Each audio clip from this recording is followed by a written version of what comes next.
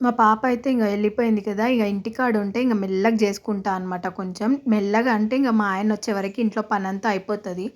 ఇంగ మా ఆయనయితే "ఈరోజు నువ్వొద్దు, ఇంటికాడనే ఉండు, నేను పొయ్యొస్తా" అనేసి ఒక్కడే వెళ్ళిపోయిండు. ఇంగ ఒక్కడే పోతే నాకైతే చాలా బాధనిపిస్తది. కానీ ఆయన వద్దు అన్నప్పుడు నేను గమ్ముగుండాలి గదా! పొద్దు పొద్దున పోయేటప్పుడు నేను వస్తా అని మారం చేయొద్దు గదా! చిన్న పిల్లలాగా.